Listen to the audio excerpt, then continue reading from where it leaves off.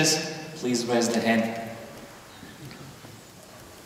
Very few, there were like 2 or 3, so if I now do a calculation percentage-wise, it's a very low percentage. It's probably not even 1%. This actually confirms, at least my experience when I talk to customers, and it also confirms, let's say all the research work from analysts, that when you look at IT organizations, there's a significant demand, and there's just not enough budget to fulfill this demand. When there was the crisis, then the budget especially was even wasn't even being flat or increasing slightly, it was even declining, which made the gap even bigger.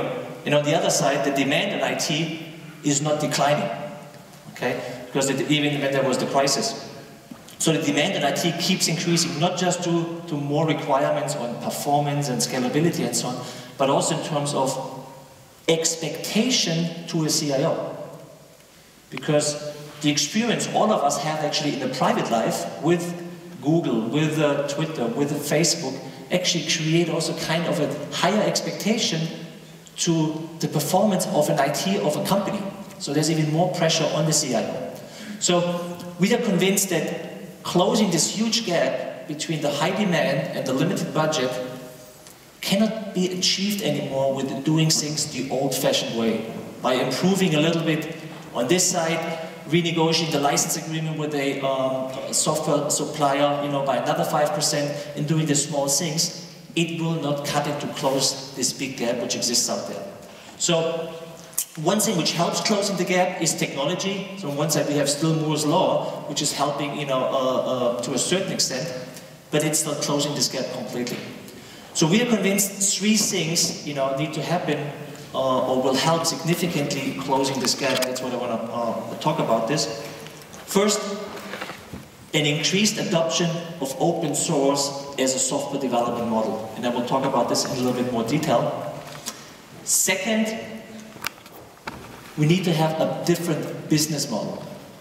The business model of the past, with classical proprietary software company, license sell model, we don't think is anymore the business model of the future. I will talk in more details about this as well. And third but not last is cloud architectures. So we need different architectures to deliver IT services to the end, also close this gap. So we are convinced that with all these things together, that we can significantly, close this gap between this high demand and this limited budget. So let me go into a little bit more detail in the first bullet, or the second one, about open source. So open source is not a business model. Open source is just a different way of developing software. Not more, but also not less. Okay? It's a different way of developing software. In a way, developing software of attracting a community, or attracting people who work in the community and pretty much do work without being on your own payroll. Okay? So this is fundamentally, that's pretty much the principle, so that you have a factory which creates products, for a significant lower cost, which at the end is for a big benefit for the customers. So if you look at the Red Hat example, how do we create our software? There's communities out there, or there's hundreds or thousands of projects in the community.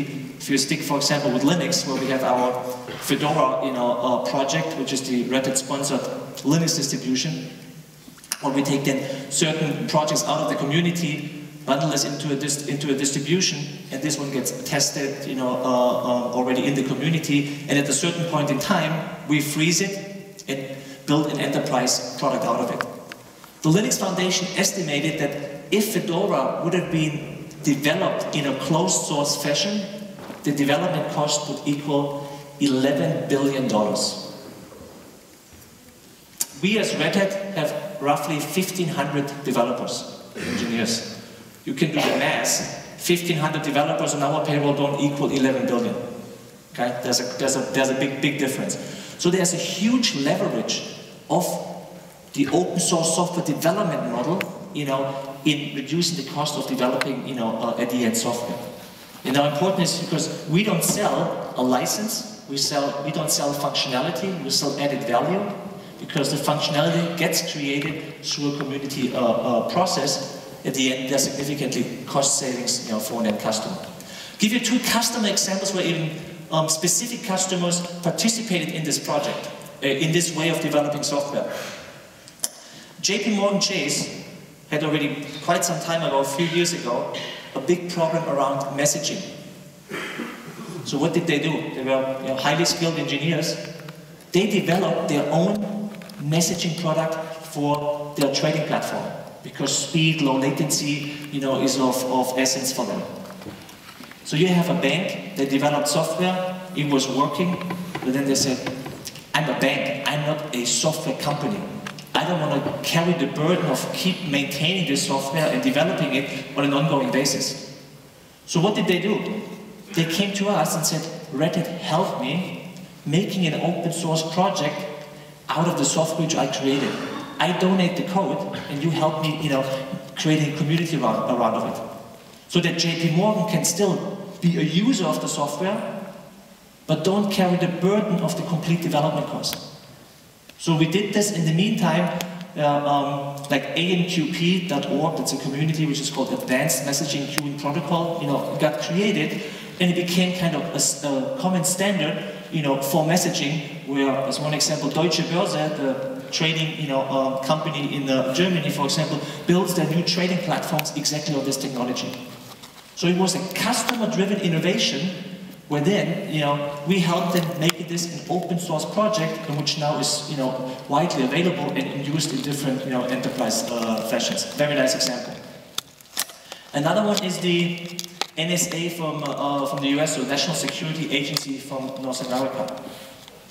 They are pretty much the code keeper or the secrets, of the United States.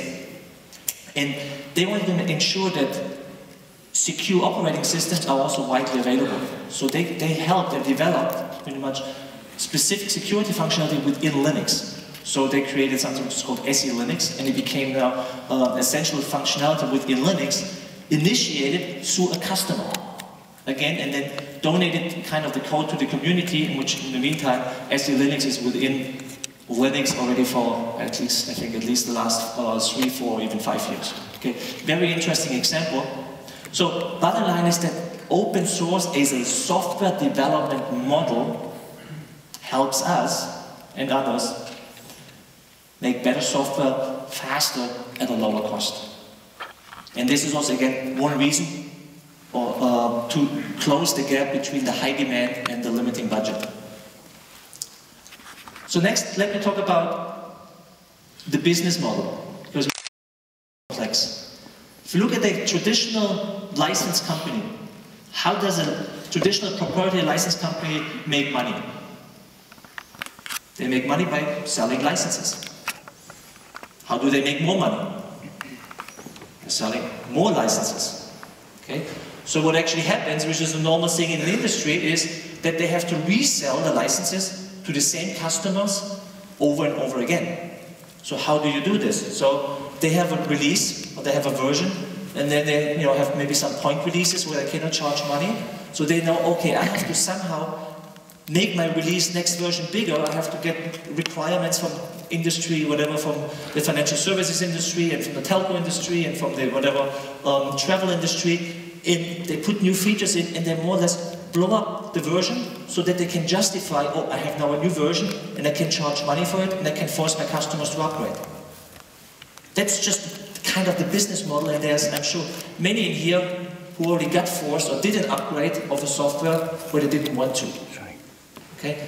And we think there's fundamentally something wrong in this business model around licensing.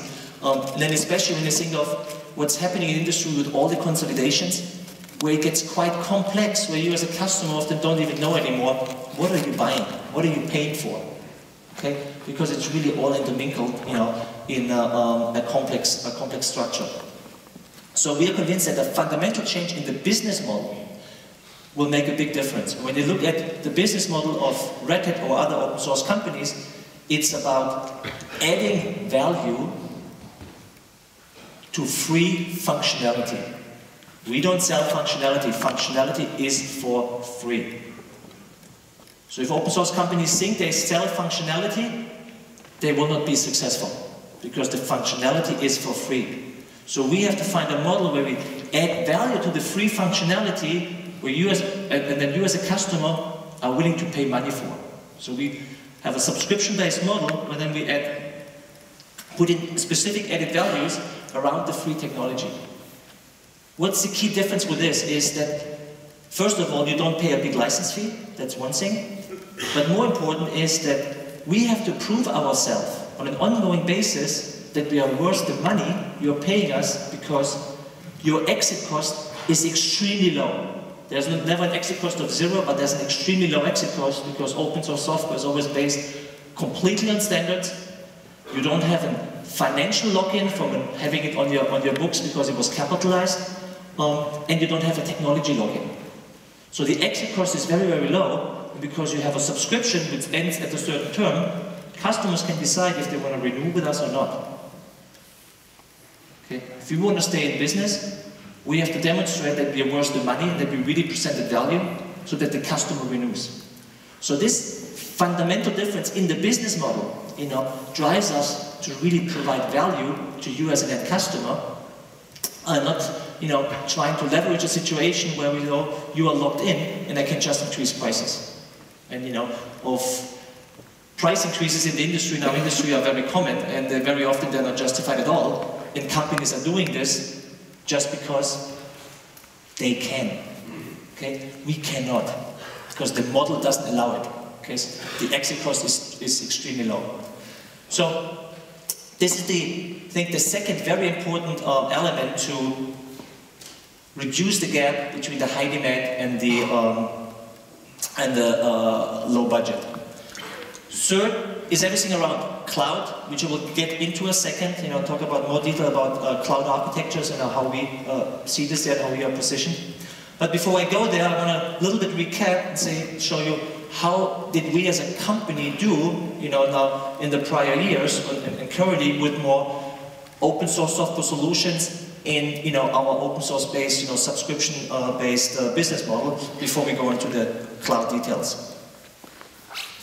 So this shows you our revenue and our cash balance over the last couple of years, where you see that we as a company are quite successful, and we're growing roughly 20% in average per year. And if you do the math, on top of the last bar, then you will see that we will end up this fiscal year, a little bit below $900 million, which means next year we will hit the famous $1 billion mark, as from a revenue perspective. There's a reason for us as a company growing. There's a reason for why we have events, with this great attendance. In prior years, the attendance was not even half or not even one third, because more and more people and customers recognize there is true value in what open source software and open source software-based companies are providing to the end customer. So I think that's a good documentation. Give you some details. I don't want to do too much commercial about Red Hat, about us, so you get a little flavor where we stand today. We are present in 29 countries around the world, with 14 in EMEA. We have roughly close to 3,500 people worldwide, with a little bit over 900 in Europe, Middle East, and Africa. When I joined the company 7.5 years ago, we were not even 100 people in Europe. We are around 600 worldwide. We are growing with roughly 100 people. Organic net new growth on a quarterly basis, okay? And this is even now accelerating again. I currently, just to give an example, have 50 plus of open positions just in Europe. So somebody's looking for a job, so don't approach me later on. Not all in Holland, it's pretty much around my territory. We did $220 million revenue in our last fiscal quarter, which again was a 20% growth.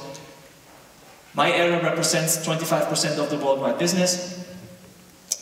We have roughly a little bit over $1 billion cash in the bank, which is an important element, because we are a platform